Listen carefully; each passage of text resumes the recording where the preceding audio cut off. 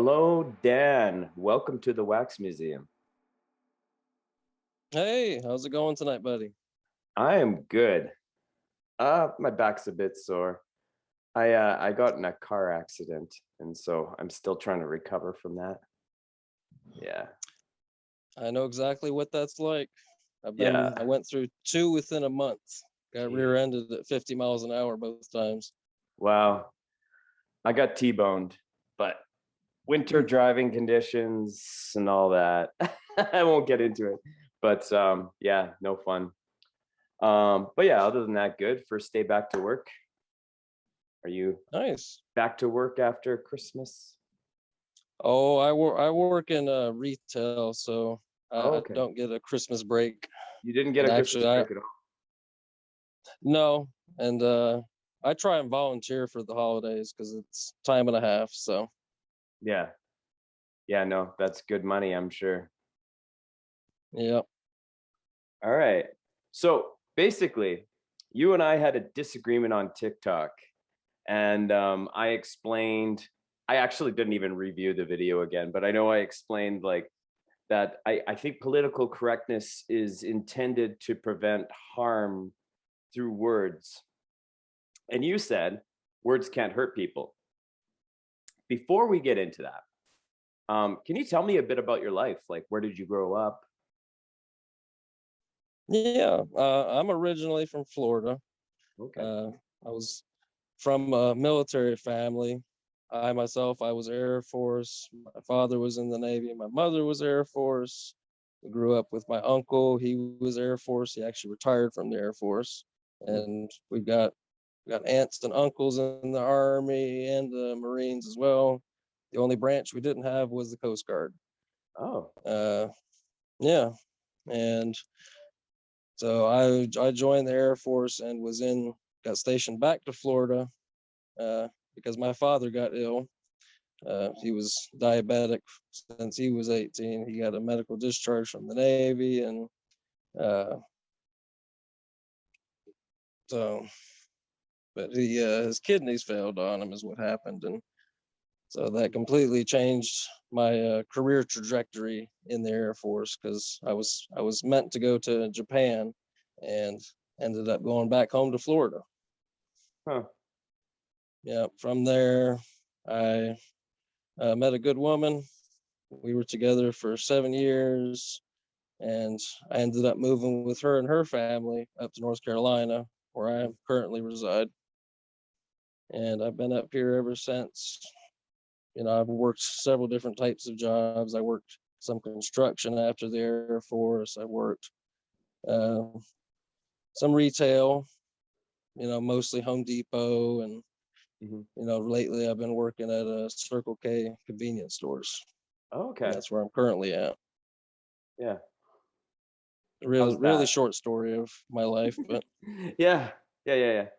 I love Home Depot. I was just at Home Depot a couple days ago, and I'm like just blown away by how knowledgeable everyone is there. I don't know how they do it.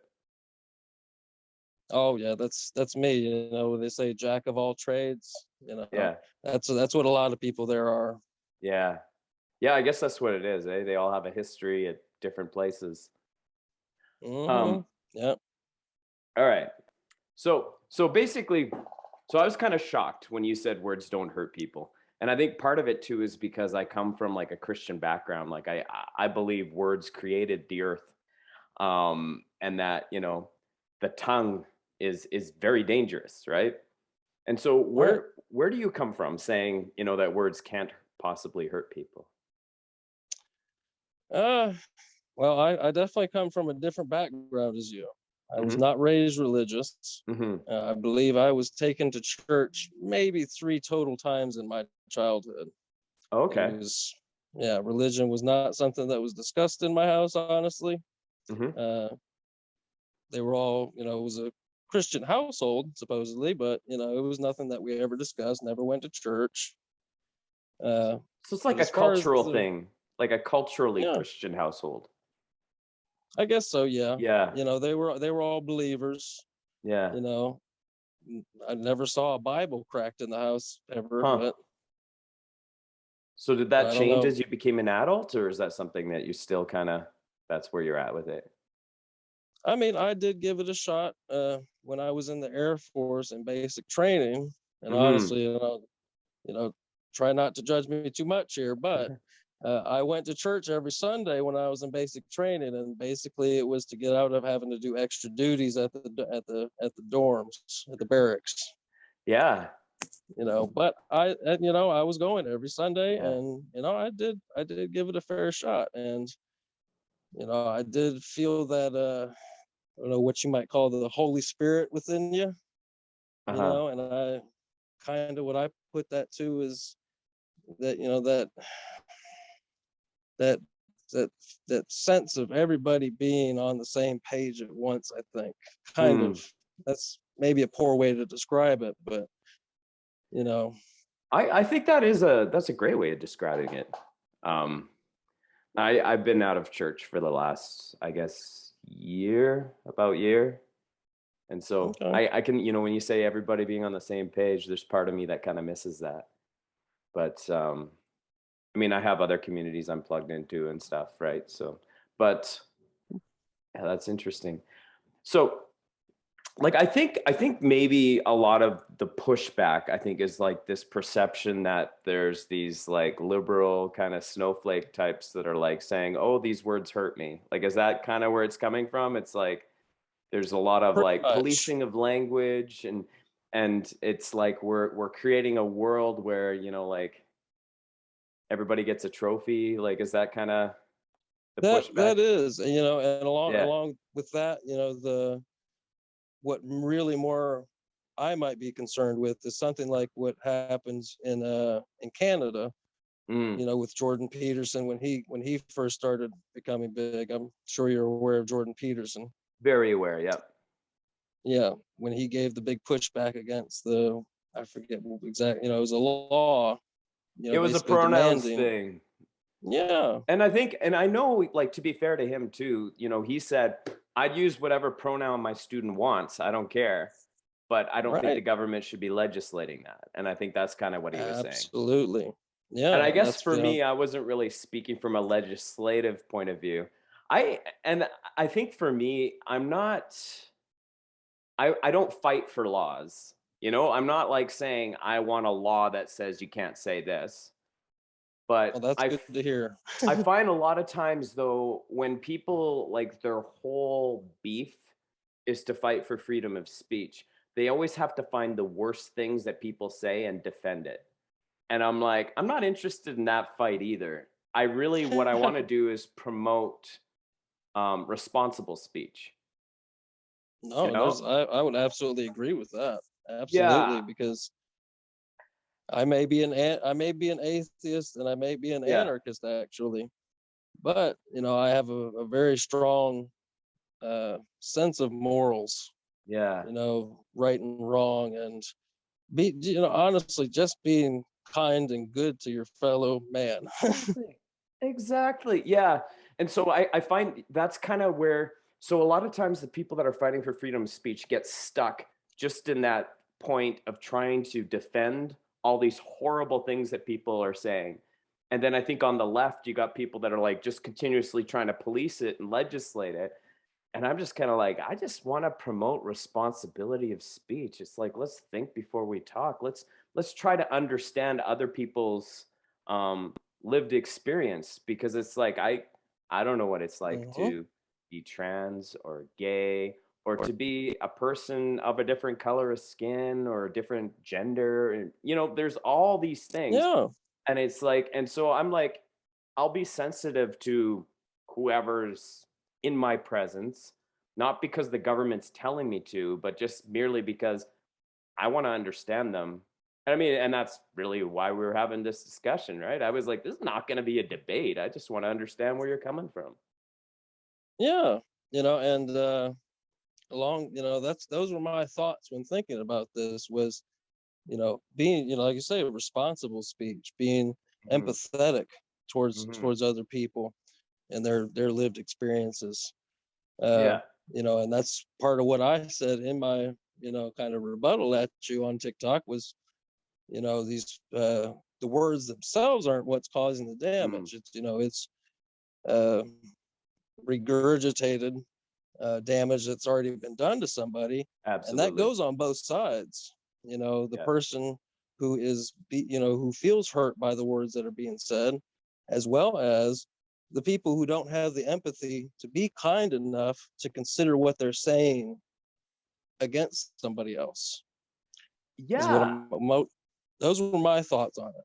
Yeah. And I think the people that don't have the empathy got that way for a reason, right? It's like, when Oh they yeah. say like hurt people. But I think there's also like we've got, and I think this is where maybe the anarchy kind of comes in, because it's just kind of like we've got all these like systems that are put in place to make us think a certain way, right? And so we've got like Oh you're yes.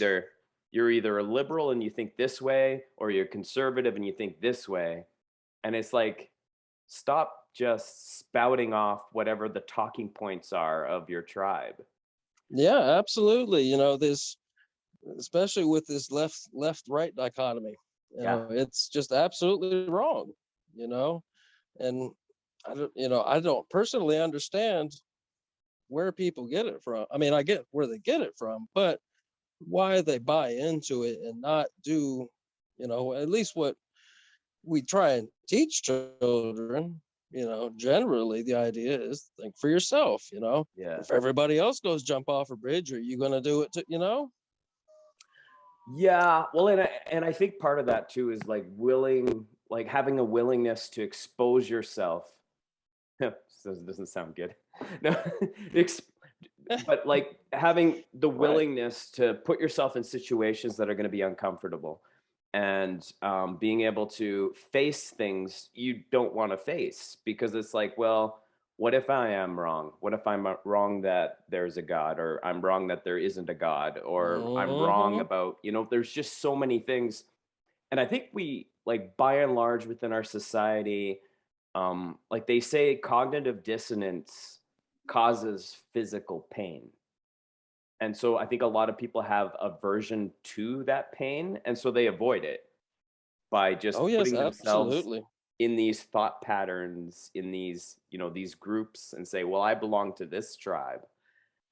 And Yeah, it's certainly a lot more comfortable. yeah, Certainly a lot more comfortable, and people are very prone to finding that comfort zone and fighting like hell to stay in it. yeah, but I'm like, that's so boring. That's my problem with it. I'm like, Hmm. why would you want to just align with a group when you can like start exploring the other groups and maybe get in a little trouble? Oh yeah, absolutely. I've never really belonged to much of a group. Like, I didn't fit in the Air Force. I Mm, think maybe the only group I fit in with was when I was in middle school and we played Magic the Gathering. I had a small group of friends, and we got along really well. And we were from different backgrounds, hmm. you know, different ethnic backgrounds, different our families were, different pay grades, and so it was, certainly different, but we were all able to, find this one thing that we all had in common that we liked, and that was what mattered. The differences we could work out. And I think that's the key to much of what ails our society, is finding that common ground. Because I had like a opportunity once to like be on Federalist Faction, which is like this like super conservative podcast. And they were like, "Oh, we're gonna have Bridge on this podcast, on our podcast, and he's a socialist." And I'm like, I don't call myself a socialist, but I let them call me whatever they want. I don't care. Right. And in the end, it was like when we got to the end of the conversation, we basically agreed that we both, dislike how big business is running everything, and we want small businesses to do well. And I'm like, you can Mhm. agree on that on the left and the right. Like, nobody wants Jeff Bezos running everything. Like in the end, it's like we taking want, taking joy rides into space on your dime. yeah, yeah. But it's like, I mean, it's everything gets too big. government gets too big, business gets too big, and these Hmm. ministry, like a lot of these like religions, they get too big too. And it gets to the point where it's just all about control. And it's like Yeah. that's the problem. And so I really do have a lot of respect for anarchy. It's funny because like people when they hear anarchy, they don't understand what that means. Oh Um, no, they do not. mhm, They absolutely do not. And because there are different factions of anarchists. mhm, There are anarcho-communists, there are mhm, anarcho-capitalists, there are anarcho-syndicalists, and there's probably mhm, quite a few more.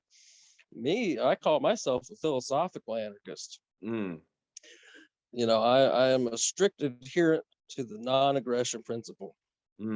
that's Thou good. shalt not do, thou shalt not hurt thy fellow man, and you can extrapolate that. Yeah, Don't steal, don't hit, yeah, don't coerce somebody. yeah. Yeah, coercion's a big one because I think that's what Oh, happened. I coercion mean, is the big one. like I think I've been like really stuck on this notion of consent and what consent really means because it's like when you have a position of power over someone and you tell them to do something, they feel like they have to do it. Even if you like ask them to do something, at some level they feel like they have to do it. And so kind of these power structures. And again, it's like as you build bigger power structures, there's a lot more yes to everything the person asks. Like there's a lot more pressure for people to say yes to. And that's how we end up with these like crazy out of touch leaders. I mean, the same thing with these crazy out of touch celebrities. You look at them and they're like, they don't even make sense anymore. But it's because Hmm. they've gone up the chain to the point where everyone says yes to everything they say. Yeah, yeah, that makes a lot of sense. That makes a lot of sense to me. It's part of that and part of that's probably a lot to do with wanting to please somebody, who you consider a superior, whether it's somebody who has earned, your respect and earned that position of authority over you, or, in other situations where it's not so much earned, you still have that. At least I do. That's how I feel anyways. I'm a big person. I don't like to disappoint people. I Mm. like to see somebody else. It's really good to get that, hey, attaboy, you know. Yeah. Yeah. Well, it's kind of it drives you just to make people around you like make their lives a little better. Yeah, absolutely. That's how I would look at it as well, as Mhm. because it's nice to make somebody's day. Yeah, You know, exactly. just this evening when I was at my daughter's karate practice, there was a little boy. He asked his mom for $1 so he could get something out of the vending machine, and she said she didn't have it. I reached in my pocket and I gave him $1. That Mhm. little boy's face lit up like nothing else. Like I had just given, just forget Christmas. I just got a bag of chips. He was really excited about that and thanked me probably 10 times before they left. Yeah, and that's And that that's just, that was just an amazing, it's just an amazing feeling to make somebody's day like that. it's human to human relationship. And like it's like if we could simplify things to that point where we could just have human to human relationship, we're doing something. And I think like Yeah. for me, I think I would say like I really like the idea of like localizing government, making it as small as possible and localized so we can actually meet the needs of the people, but still bearing in mind a global perspective so we're not just like tribal and we only care about our little community, and so it's Right. like I don't know if it's like Yeah. globalist anarchist. No, I know globalist is a bad word, but but it's like Right.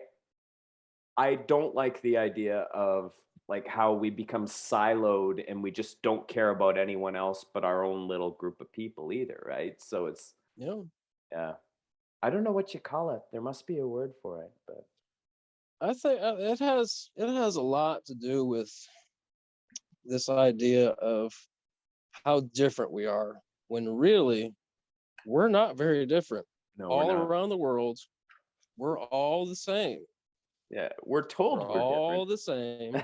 Yeah, we're told that we're different, and we speak different languages, Yeah, and isn't that something that came out of the Bible too? Is what was it, the Tower of Babel? yeah, exactly. Where people were trying to build this, get a common language together. And I think, oh my goodness, I mean, that would be amazing if everybody on the world could Yeah, communicate easily. yeah. We would But I think there was understand how something about alike them we are. becoming too big and too powerful. Yeah, I Like don't I God don't want to seemed to delve too not be deep into happy the with into the. the story of it because I Yeah. am very not knowledgeable, very not knowledgeable. Yeah. But I mean, there's our differences. Our differences are things to be celebrated too, right? Like it's like I think You know? we start with how, where we agree, and then we work through, out from that to Mm-hmm. look at our differences and see if there's something that, we can draw from that, right? And I think Yeah. that's an incredible thing, because it's like I think I'm learning to start branching back out into a more diverse kind of community, because Mm-hmm. I just kind of got to a point of frustration because our society just became way more divided than ever. And I just Oh wanted to yeah. survive. And so I just needed to get away from all this division and everything. And now I'm realizing, okay, I need to start building bridges again. I mean, that's why I went with the name Bridge, is like I want to bridge between people. And so I think Yeah, that's after it, powerful, man. That's powerful. yeah, You I know, hope it is. I like to be that way myself. I've Yeah. always described myself as kind of a social chameleon Hmm. because I honestly have not found a group of people from any different walk of life that I've encountered that I didn't, I wasn't able to fit in with, Yeah. because you find those commonalities and and you work with them. Yeah. And I honestly, I don't think I've made an enemy in my entire life. You know, Yeah, it's just great to find that human connection with people. absolutely. That's why when I talk, and back to the political correctness, it's we get it's as long as it's not required. I think that we can get to a certain point. It may not be anytime near in the future. I think we're in for a little bit of a downslope here in the near future. But once we figure out that our common enemy, is the authority of government, and that Mm, we just need to respect each other, respect our differences, find our commonalities, and yeah. then we'll get to a better place to where political correctness will be an idea of the past because nobody will think to even be mean to somebody or say something that would offend somebody possibly. So it's like if we allow it to happen more organically, we'll get there as humanity, as opposed to having it enforced from a power structure. Yeah, and that all comes from how people are raised. Mm, That's the big thing is how we raise our children. And unfortunately, the children in our world, not just this society or that society, all around the world, the most vulnerable of our species is that's the last group of people who we've tried to give rights to. We mm, try and we gave rights to slaves. mm-hmm, We gave rights to women. We mm-hmm. gave rights to you know to African Americans or whatever, and the civil Yeah, rights movement. But yeah. children, we still have not yet breached that to where we give children the respect of being sovereign individuals. Hmm. And that's because we don't believe they're ready for it. Yeah, that's possible, but children will surprise you. You said you have kids too, right? Yeah, I do. 3. I'm sure you've been surprised a time or two as well as I have. Yeah, and I witnessed their frustration with not being treated like people all the time. Like it's like Yeah. the way that adults are condescending with them and all that, right? So it's like, well, Yeah, I try and that's talk to my kids. I try and speak to them as intelligent beings, yeah. you know. I Well, you're try and take raising my time, and adults. if that's all people are, is they're grown-up children, Yeah. and everybody's a product of how they were raised, you know. And abused individuals, whether physically or mentally abused or neglected, Hmm. those are the type of people that are the ones that need to be, or the ones that we're talking about, who are not politically correct. They're the Mm. ones that don't have the empathy, and that's where I draw that statement from, where I said that the previous harm done to somebody is just being rehashed, when they're hurt by somebody's words. And like Yeah. again, on the other side of it, the person who's saying those mean things. Yeah. Yeah. And I what I'm finding really interesting too, like I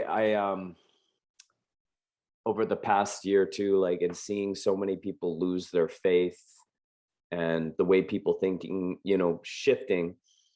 And I was like, what's the great unifier? Like, how do we actually get society where it needs to go?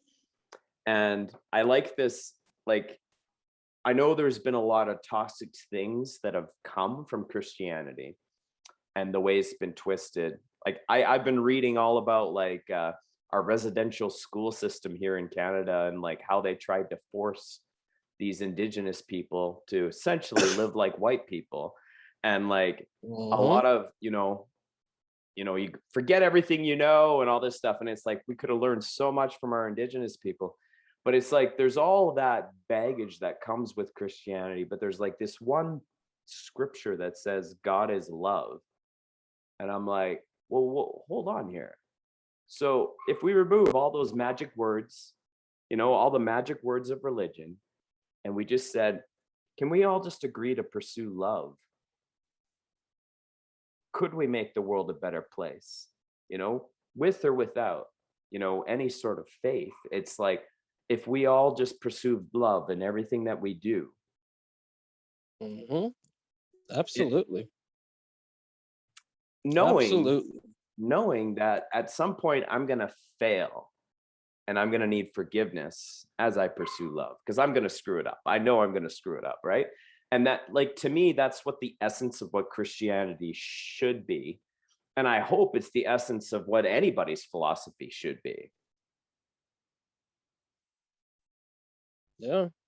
That's hard to disagree with at all. That's because I like how I do not find many people in the world that, you spend 10 minutes with them, you're going to find that there's somebody that's worth loving. Exactly. Exactly. I would say, like, and I do, like, I travel a lot for work, do a lot of work in the oil and gas industry and everything, right? And I do, like, it's human health. I test for human health hazards. Basically, I evaluate the workplace for human health hazards.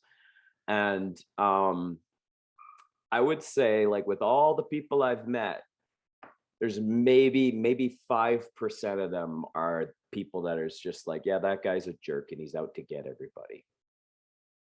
But like 95% of people that you meet, it's like they're just people that want to love and want to be loved. And it's Mm-hmm. extremely rare that you run into somebody that it's like, yeah, this guy's just trying to cause trouble all the time. Yeah, and I'm sure if that 5%, if you were able to get them down and open up to you, you'd find where they were led astray or Yeah. were hurt, Yeah. and where they got to where they're at, I think where you're they right. had just had this overwhelming sense of negativity in their life, and just can't look at it and say, well, he's doing his job, he's doing what he feels is right. Let me understand where he's coming from. Yeah. Well, All and I about mean, I think empathy.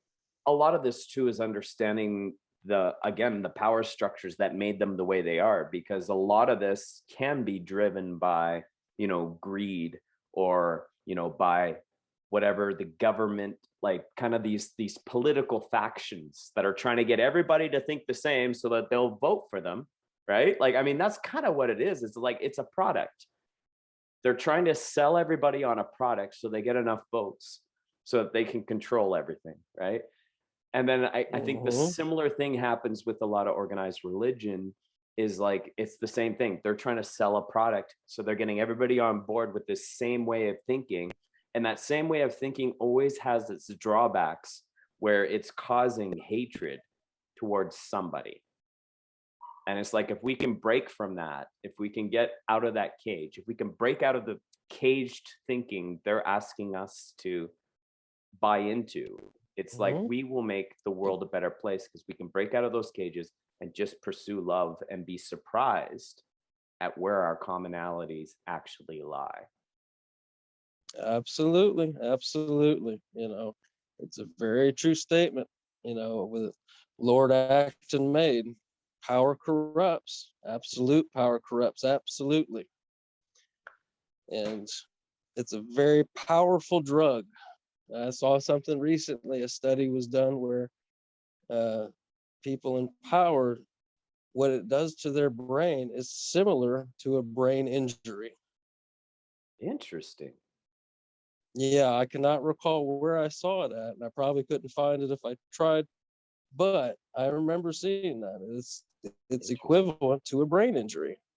Interesting. The brain is so fascinating. I'm doing a lot of reading. I'm reading a book right now that's about psychosis, and how, like, there was an experiment where this guy um, admitted, I think it was like 3 to 5 patients, let's say, to an institution who were not mentally ill, but they basically convinced, the doctors that they're Mm-hmm. mentally ill, and then they had to prove to the doctors that they're not mentally ill. And it's like, Mm-hmm. and it kind of throws me into a tailspin a little bit, because I'm just kind of like, well, what is mental illness? Is it actually that these people are ill, or is it society that's ill? Like, is this just the Yes. natural response to an ill society? And that's a whole other thing. Mm-hmm. Oh yeah, that's a whole big other conversation because that's exactly what I think. You know, Mm, I didn't serve my full term in the military. I got out with a medical discharge, and it was mm, for major depression mhm, and for borderline personality disorder. They told me I had, and I've done mm. some reading on borderline personality disorder, and my understanding of it is exactly that. It's a sane mind that's having trouble coping with an insane world. Mm. Yeah, yeah. That's very very short explanation of it, but from what I've read about it, that's what it seems like to me.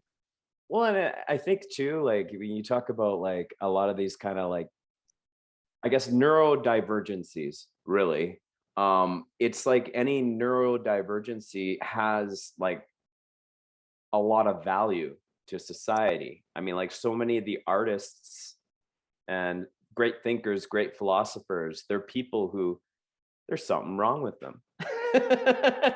Right? And Right. it's like, and that's what I mean. I mean the same thing too when we talk about these people who become powerful, their brain is damaged, but it's like, well, maybe that's a characteristic though that brought them, to the top of society, right? Which makes you wonder, Mhm. well, is it, I mean, there's a book, Snakes in Suits, that talks about how psychopathic behavior, or the psychopathic traits, are what's valued in the business world. And so basically, a lot of the CEOs of major companies Mhm. are psychopaths, right? Yeah.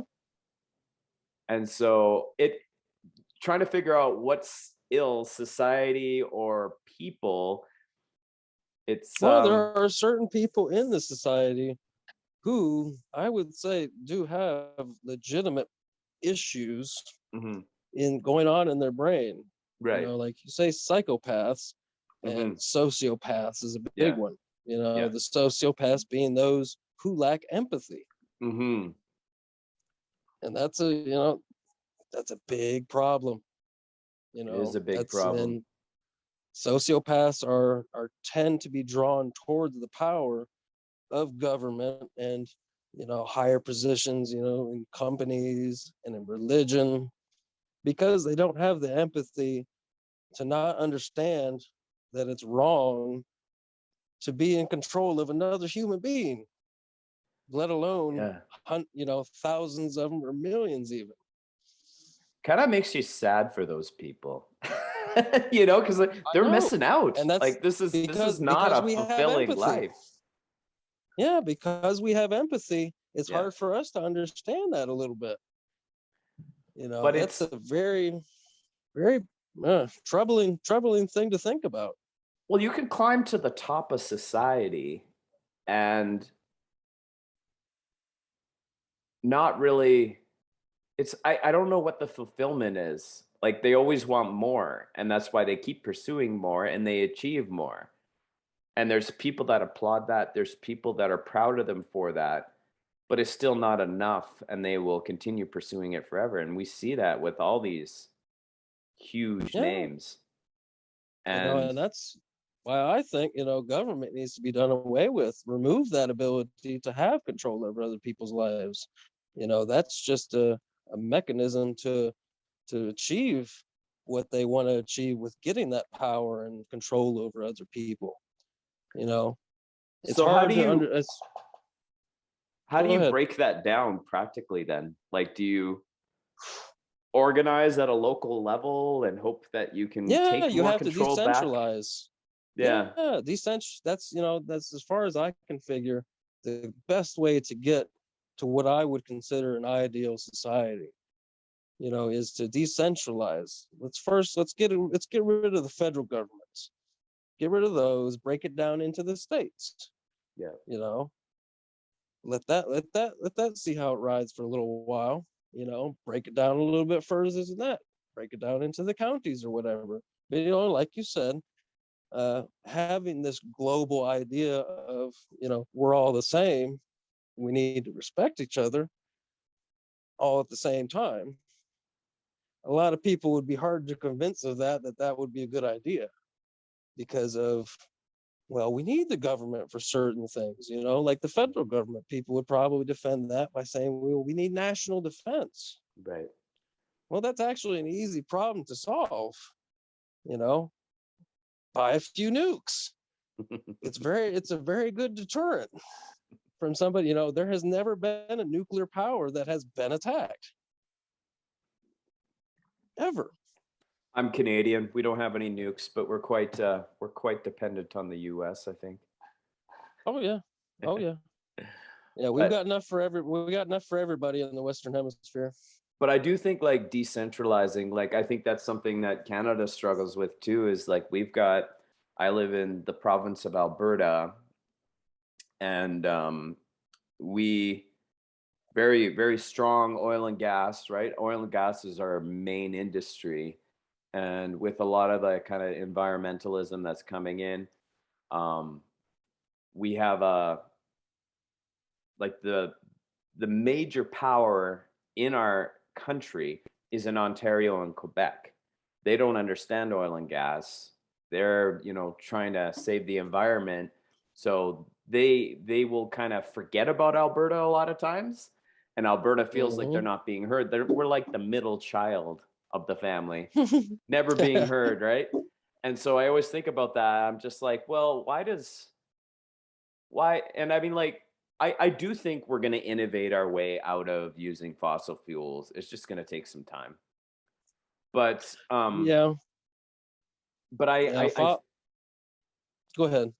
I think in the meantime, though, it doesn't make sense to like screw over our province. No, no, absolutely not. Fossil fuels are not always seeming that efficient. Yeah. And from what little bit that I've looked into the subject of the topic of power generation, that it seems that the eco-friendly solutions of solar and wind are not very efficient. They may be more earth friendly, but you're not going to power an entire nation or several nations using that type of power. Yeah, We we're need to not go quite back there yet. into no, the technology is just not there yet. Hydrogen looks intriguing though, and you can actually extract hydrogen from oil and gas wells. So I'm hoping Hmm. somehow that saves my province. We'll see. But Yeah, and I'm sure there's a profit incentive for these gas companies not to look into that technology. well, there is There's actually somebody at the top making a lot of money off this. there is a Canadian company that started looking into it. So we'll see what happens because it is a major oil and gas company. Okay. Yeah, and so they're trying to figure out how to extract the hydrogen from the wells. So hopefully come up with a solution.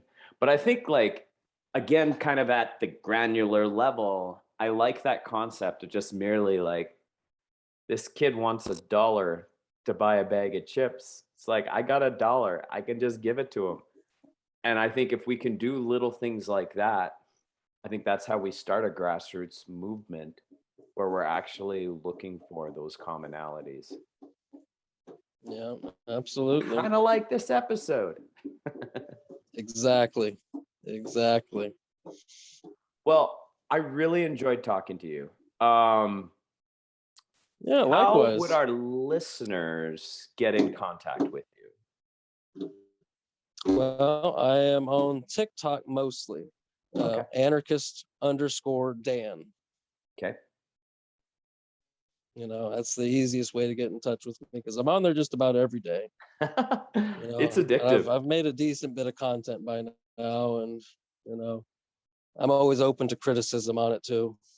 Good. That's good.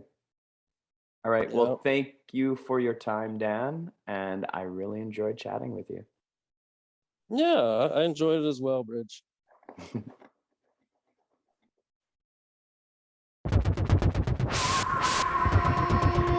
Air Smudge.